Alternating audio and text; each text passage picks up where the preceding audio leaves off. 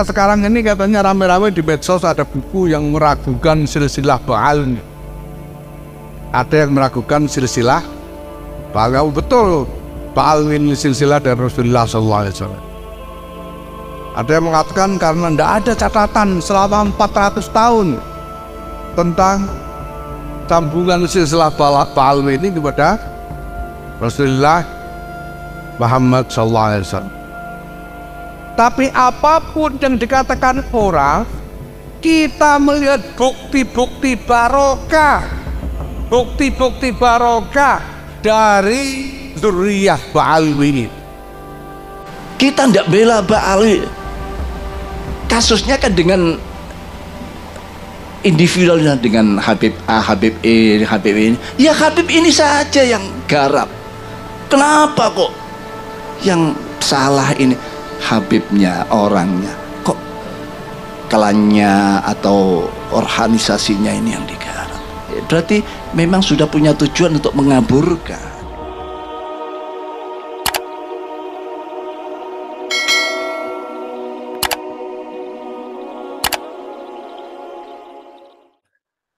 Kiai Imad itu kan simbol mengenai fakta batalnya nasab Habib Alwi, ya kan? Fakta palsunya nasab Alwi. Kiai Imad kan menjadi simbol. Gitu. Kemudian Kiai Imad itu mau didukung, mau tidak, mau di PAW, mau tidak, itu apapun yang dilakukan terhadap Kiai Imad sebagai simbol, itu tetap hasilnya itu sama. Bahwa nasab Habib Alwi itu rungkat. Bahwa Habib Alwi sebentar lagi tragis nasibnya kalau tidak segera bertobat. Itu sudah sunatullah. Cuma kalau PBNU itu bikin kayak begini, kan PBNU kena getahnya gitu loh. Lah kita kan dalam rangka menyayangi PBNU. Nggak usah ikut-ikutan kena getah lah. Nggak usah ikut-ikutan kena tulah lah. Gitu loh. Kalau biar dipecat gini, soalnya biar Kiai Imad semakin didukung macam-macam. Nggak usah kau pecat, itu Kiai Imad itu dukungannya makin kuat. Kalau kau mau kalau kau mau benar-benar supaya Kiai Imad itu didukung secara masif lebih cepat, ya kau bikin Basul Masail lah di PBNU. Ya pengecut bilang aja pengecut, nggak usah bersembunyi di balik apologi. Kalau saya gitu, ini mohon maaf ini. Mbah Tarub ormas atau orpol. Nah ini gimana ini, ormas atau orpol PBNU itu, Gus? Secara substansi tentunya ya.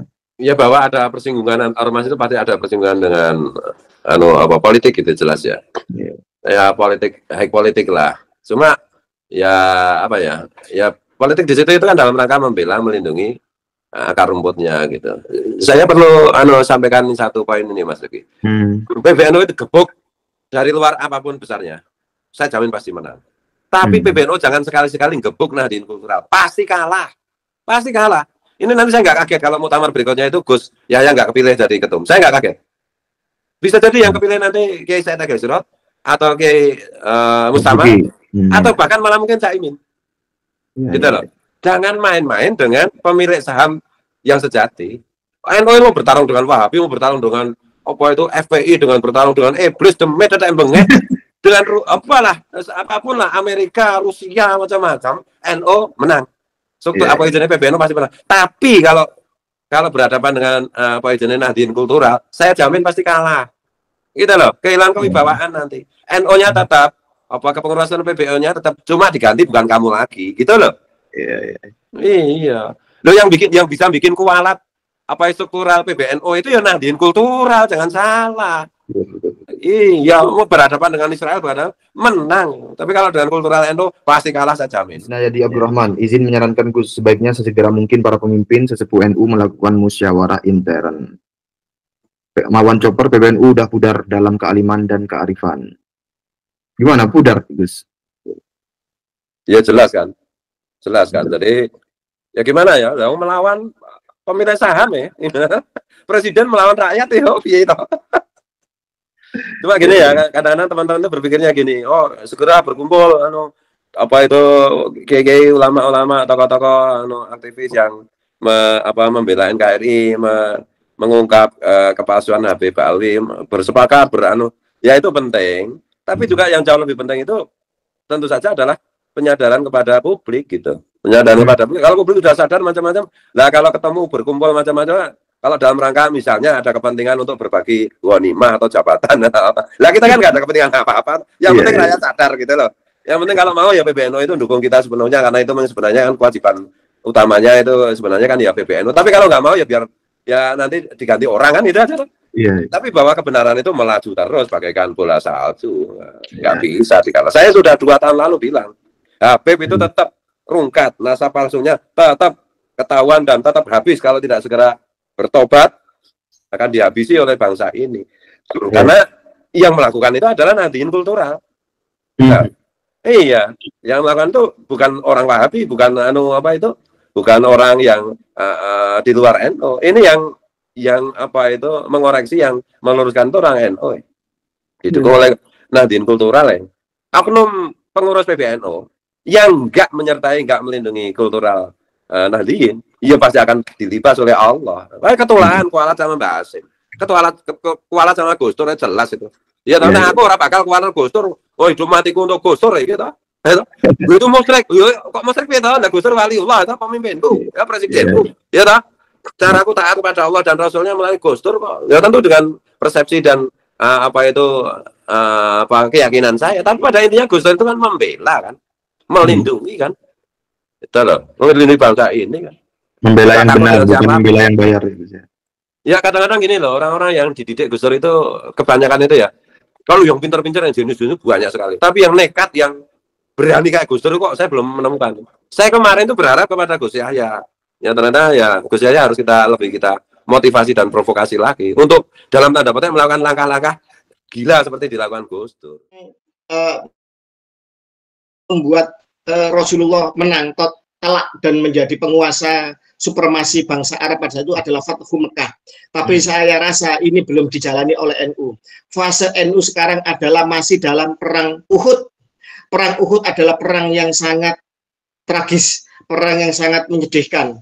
Di mana dalam posisi kita menang posisi, kita menang pasukan, kita menang persenjataan, di dalam kemudian kita sudah mulai membangun konsolidasi dengan kuat, tetapi kemudian banyak orang-orang bagian dari pasukannya Nabi Muhammad yang disuruh untuk menjaga suatu perbukitan agar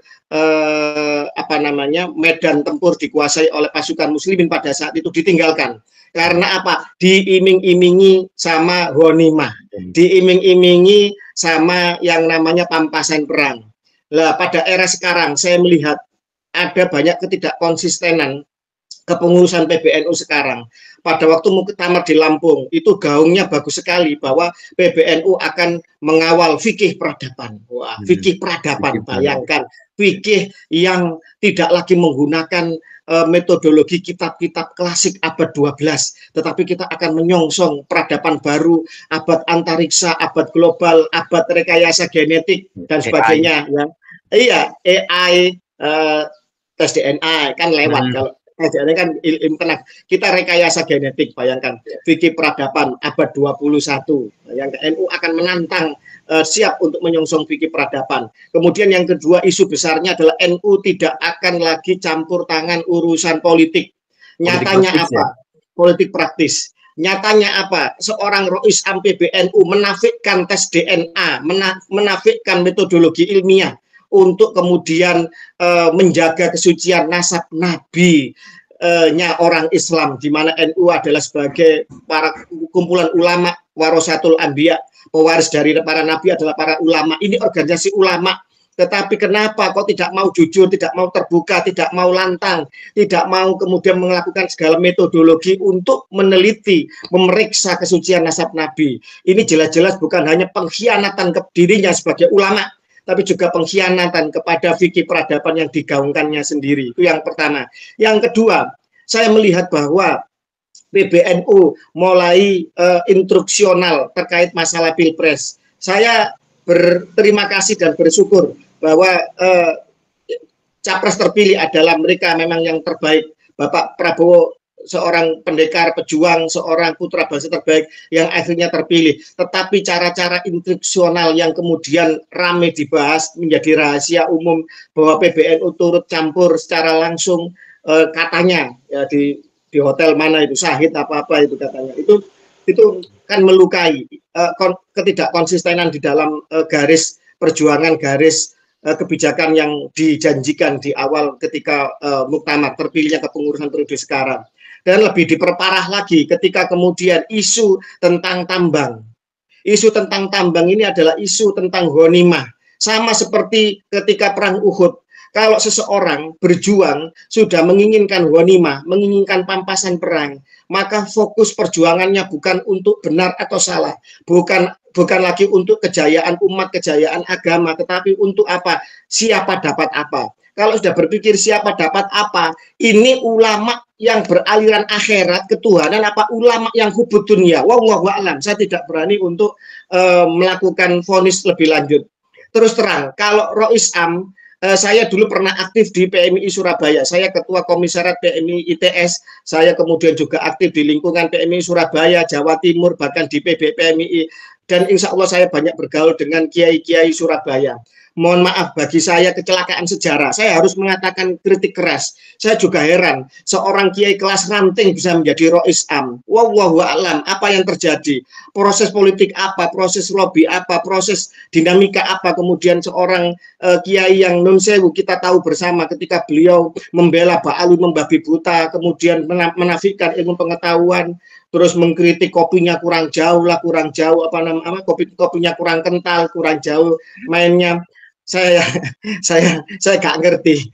Saya gak ngerti. Ini kiai ini ngerti nggak dengan sains, ngerti nggak dengan teknologi, pendidikannya apa, saya juga tidak tahu ya. Ya saya yakin seorang kiai pasti alim, ngerti ilmu kitab dan lain sebagainya. Tetapi mengusung fikih peradaban loh, PBNU sekarang. Rois Amnya yang terdepan harusnya menyuarakan tentang tentang peradaban dan ilmu pengetahuan terkini, tetapi kenapa kok kemudian malah anti terhadap peradaban itu sendiri? Itu yang patut dipahami. Tapi kalau itu Rois Am, saya boleh melakukan kritik karena nun sewu.